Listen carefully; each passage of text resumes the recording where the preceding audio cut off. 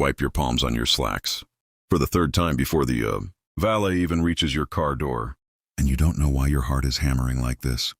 You've closed 9-figure deals without blinking, but tonight, watching your daughter's small hand disappear into the frozen air, trying to spell out words nobody in this restaurant will ever learn to understand.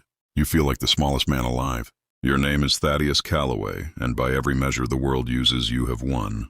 The house on the hill, the company with your name etched into glass doors, the kind of bank balance that makes strangers suddenly remember your birthday. But none of that matters tonight, because your 7-year-old daughter, Renly born into silence, is sitting across from you at Le Marchand, the finest restaurant in the city. And no one, not one single soul in this crowded, glittering room can speak to her the way she needs to be spoken to. If you've ever felt invisible in a room full of people who are supposed to see you, you already know exactly how this feels. That's exactly why we tell these stories, for the ones who've been overlooked, underestimated, or made to feel small by people who should have known better. If this one hits home, hit subscribe now, because there's a lot more of these waiting for you. And trust me, this one has an ending you're going to want to see. Renly's mother left when Renly was 2, unable, she said, to handle a broken child. You never once believed Renly was broken. You believed the world was broken, built without ramps for hands that spoke instead of mouths. You learned sign language in 6 months, sitting in your office at midnight with tutorial videos, while your executives assumed you were reviewing quarterly reports. You built her a treehouse with lights that flash instead of ring, doorbells that flicker rather than chime, an entire language of blinks and gestures so she'd never feel like a stranger in her own home. Tonight was supposed to be simple, a dinner to celebrate her spelling bee win at her small specialized school. A school where every teacher signs, every classmate understands her. A place where she is not different, she is simply Renly. You wanted for once to bring her into your world, the world of linen, napkins and candlelight and important people who nod at you in hallways. You wanted her to see that her father's whole life wasn't just meetings and mergers, that some of it could be beautiful and shared with her too. It has not gone as planned. The hostess, a stiff woman with a practiced smile, looked at Renly's hands moving and simply said, "Oh, she's shy?" As if that explained the silence.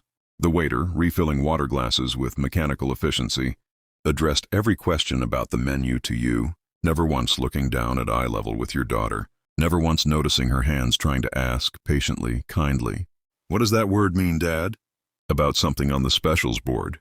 A table of women nearby whispered behind raised menus, glancing at Renly's hands moving through the air, like she was performing something strange instead of speaking. You've built companies from nothing. You've stared down board members twice your age and made them blink first. But you cannot, for the life of you, figure out how to make an entire room see your daughter as a person instead of a curiosity. Renly's hands go still in her lap. She looks down at her untouched bread plate, and you feel something crack quietly inside your chest. Not loud, not dramatic, just a hairline. Fracture of a father who has given her everything money can buy, and still cannot give her the one thing she actually needs tonight, to be understood by more than just him. That's when you see her, a young waitress, no older than 25, weaving between tables with a water pitcher, her name tag reading Marlowe in small block letters. She's nothing remarkable to look at, in the way this restaurant defines remarkable. No diamond earrings, sensible black shoes, hair pulled back tight and practical. But when she reaches your table, something happens that stops your breath entirely. She crouches down, not leans, crouches, bringing her eyes level with Renly's, and her hands begin to move. "Hello, my name is Marlowe. What's your name?" The words are slow, careful, a little rusty around the edges, like someone recalling a language they learned long ago and haven't used in years. But they are unmistakably, beautifully sign language. Renly's whole body changes. Her spine straightens. Her hands come alive again, quick and bright, spelling out her name, then asking questions faster than Marlowe can answer, delighted, laughing without sound, the particular full-bodied laugh of a child who has just realized she is not alone in a room for the first time all night. You sit frozen, watching a stranger give your daughter something you couldn't buy with every dollar you've ever earned. Truth the simple, radical experience of being spoken to like she matters. You learn in fragments over the next 20 minutes that Marlowe's younger brother was deaf, that she learned to sign at 11 years old, sitting on hospital floors while doctors talked over her families. Heads in words too big and too fast, that her brother passed away 4 years ago from an unrelated illness, and that she has kept his language alive in her hands ever since because some part of her refuses to let it go quiet again. You watch her sign a joke to Renly about the restaurant's overpriced desserts. Watch your daughter throw her head back laughing. Watch, for the first time all evening, something in your own chest unclench that you didn't even know was clenched. And then the maitre d' appears. His name, you'll learn later, is Reginald Aldercott, the kind of man whose posture suggests he practices looking down at people in a mirror each morning. He doesn't crouch. He doesn't look at Renly at all. He addresses Marlowe in a low, clipped voice that he clearly believes is too quiet for you to hear. You are not paid to entertain the customers' children. You have 4 other tables. This is not a daycare. Marlowe's hands go still mid-sentence. Her face flushes, not with anger, but with the particular shame of being scolded in public for the one act of kindness she chose to give freely. She straightens up, mutters an apology, and turns to leave. You watch your daughter's face fall in real time. Watch the light that had just returned to her eyes start to dim again. Watch her small hands curl into her lap, like she's trying to make herself smaller. Apologize with her whole body for existing in a way that caused a problem. You have sat in boardrooms while grown men lied to your face about numbers, and you did not feel your blood run this hot. You need a moment before you can move. You sit there gripping the edge of the white tablecloth, watching Marlowe's retreating back, watching Reginald straighten his cufflinks like he's just done something virtuous, watching Renly trying so hard to be quiet, to be good, to be no trouble at all. The exact opposite of what you have spent 5 years trying to teach her she deserves to be. For one long aching second, you doubt yourself completely. You wonder if you failed her tonight in some way you can't undo. If bringing her here at all was a mistake dressed up as a celebration. If all the sign language classes and blinking doorbells in the world can't protect her from rooms like this one. Then you stand up. You are not a loud man. You have never needed to be loud to be heard. That's the particular privilege of being the richest man in most rooms you enter. But tonight your voice carries anyway, steady and clear, as you ask Reginald to bring the owner to your table. The owner, a silver-haired man named Everton Price, arrives within 90 seconds.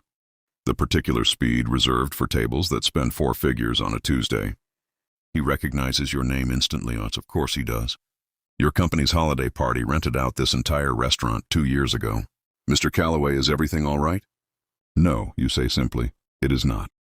You tell him every detail. The hostess's dismissive smile, the waiter who wouldn't look at your daughter, the whispers from the next table, and Marlowe, crouching down, learning a dead language of love from a brother she lost, spending her own break time making sure one small girl in this restaurant felt like a human being, instead of a spectacle, being scolded for it in front of you both. You watch Everton's face carefully as you speak, and for a moment you're not sure which way this will go. But when you finish, he doesn't defend Reginald. He turns to him instead and asks quietly whether the accusation is true.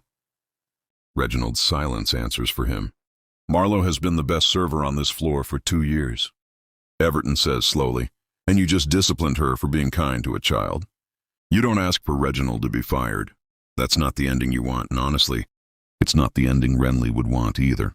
She's never once, in her whole small life, asked for someone to be punished. She's only ever asked to be seen. So instead, you ask for something else. You ask Everton to consider something the restaurant has never had, a night, once a month, hosted with an interpreter on staff, marketed to families like yours, families who've never once been able to bring their deaf or hard of hearing children somewhere beautiful and be certain they'd be understood. You offer on the spot to fund it entirely, every interpreter, every marketing dollar, indefinitely. Everton, to his credit, doesn't hesitate long. I think, he says slowly, looking at Renly, who has been quietly watching the entire exchange with wide eyes. That's exactly the kind of restaurant I'd like to run. He turns to Marlowe, who has been standing frozen by the kitchen doors this whole time, mortified, clearly certain she's about to lose her job. You're not in trouble, he tells her. You're getting a raise, and if you're willing, I'd like you to help us hire and train interpreters for a new program. You'll be the one who designed it. Marlowe's hand flies to her mouth. She looks at you, then at Renly, disbelief written across every feature. Renly slides out of her chair before anyone can stop her, crosses the small distance between the tables, and wraps her arms around Marlowe's waist, her face pressed into her apron. Marlowe kneels immediately, signing against. Renly's back where she can feel the words rather than see them. Thank you for being brave enough to be my friend tonight. You have negotiated deals worth more money than most people will see in 10 lifetimes. None of them have ever made your throat this tight. 3 months later, Le Marchand hosts its first signing supper night. Reservations booked solid for 6 weeks out. Families driving in from 3 states over. Children who have never once eaten at a restaurant where a waiter could ask them directly what they wanted for dessert instead of asking their parents to translate. Marlowe runs the floor those nights now. Her own quiet dead language turned into something living again, something that outlived the brother who first taught it to her. Renly has a standing reservation every second Thursday at the small corner table by the window. She and Marlowe have a running joke now about the restaurant's tiramisu, one Renly still tries to explain to you every single time. Hands flying too fast for you to entirely follow, and you let her, because for the first time in her whole life, your daughter has more words than her father knows how to catch. And that, you've realized, was always supposed to be the goal. The best thing you can give someone isn't your money, it's the willingness to get down on your knees and meet them exactly where they are.